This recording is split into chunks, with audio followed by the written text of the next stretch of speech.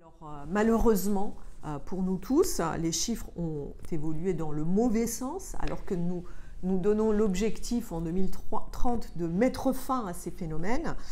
L'évolution en 5 ans, et sans le Covid, sans les effets du Covid, parce que l'enquête s'est arrêtée en 2021, donc on a eu les débuts des conséquences du Covid, mais pas de plein fouet.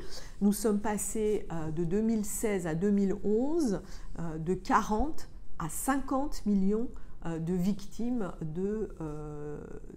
d'esclavage contemporain. On est passé de 25 millions de victimes de travail forcé à 28 à peu près, donc plus 3 millions, plus précisément plus 2,7 millions. Et pour le mariage forcé, on est passé de 15 à 22, c'est-à-dire plus 7 millions, plus précisément 6,6 millions. Donc vous voyez que partout dans le monde, à tout moment, nous avons une recrudescence de ces fléaux et nous estimons en plus que, comme les estimations ont des progrès à faire, que ce chiffre est sous-estimé. Alors je voudrais aussi dire que peut-être donner quelques précisions sur la manière dont ça s'est fait sur le travail forcé, le mariage forcé. Pour le travail forcé, le gros de l'écart de la recrudescence se fait dans le secteur privé, dans l'économie privée. Et c'est aussi un effet de structure, car le travail forcé à 86% se déroule dans le secteur privé.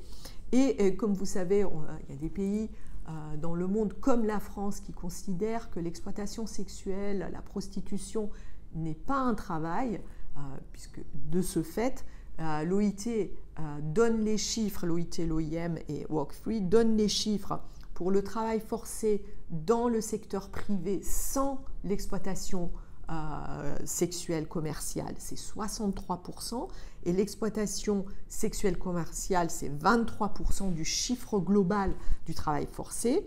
Et dans le secteur privé, sans l'exploitation sexuelle, on a 1,3 million de plus de victimes de travail forcé. Et dans le mariage, dans l'exploitation sexuelle commerciale, 1,5 million.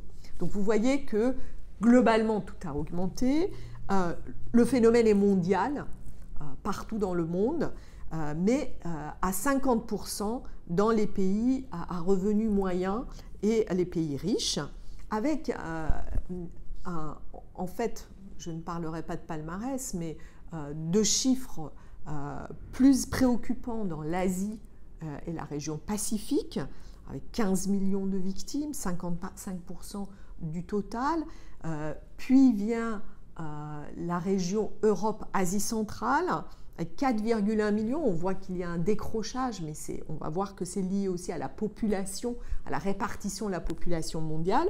Et quand on reporte, et c'est là où les chiffres sont très intéressants, quand on reporte le nombre de victimes en proportion dans la population, évidemment, ce ranking change et on a d'abord les États arabes qui viennent en premier, comme l'endroit où on retrouve le plus les victimes du travail forcé, l'Europe et l'Asie centrale ensuite, l'Asie Pacifique et les Amériques seulement en 3e position et l'Afrique en 4e position. Sachant que ces régions, telles que je vous les cite, sont les régions de l'ONU. C'est comme ça qu'en fait on répartit la population dans les publications et dans les travaux onusiens. Pour le travail forcé, donc j'ai dit 22 millions de victimes, donc on a 6,6 millions de plus, et on sait d'emblée que c'est en deçà de la réalité. Donc voilà un peu les principaux enseignements généraux qu'on peut tirer des estimations globales qui viennent d'être publiées.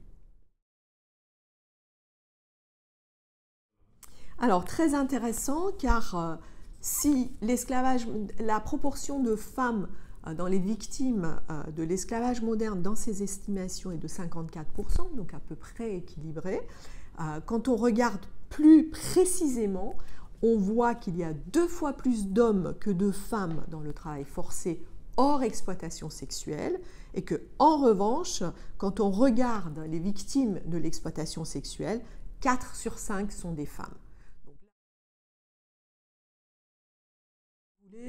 On a un quart des victimes, 12,3 millions d'enfants victimes d'esclavage moderne.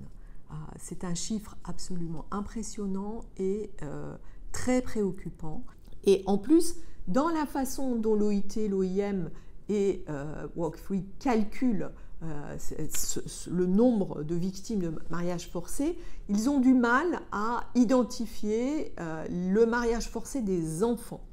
Or, quand on compare les 22 millions avec les chiffres de l'UNICEF, qui s'intéresse beaucoup plus au mariage des enfants et qui donne des chiffres cumulés, c'est-à-dire ce n'est pas 22 millions chaque jour à un moment donné entre 2016 et 2021, mais le nombre cumulé de filles et de femmes qui vivent aujourd'hui, qui sont vivantes aujourd'hui et qui ont été mariées avant 18 ans, on arrive à 650 millions de personnes dans le monde. Donc il faut avoir ce chiffre en tête, c'est un fléau qui est absolument partagé par toutes les régions, quelle que soit la religion, quelles que soient les ethnies, et ce qui montre aussi la prédominance des structures patriarcales partout dans le monde qui font que ces phénomènes sont très importants. Alors, pour la répartition géographique, avec les chiffres de l'OIT, l'OIM et Walk Free, c'est l'Asie-Pacifique qui vient en premier, ensuite l'Afrique et ensuite l'Europe, Asie centrale. Mais de nouveau, en proportion ramenée à la population, on a les États arabes qui viennent en premier, Asie-Pacifique, Europe, Asie centrale, Afrique et les Amériques.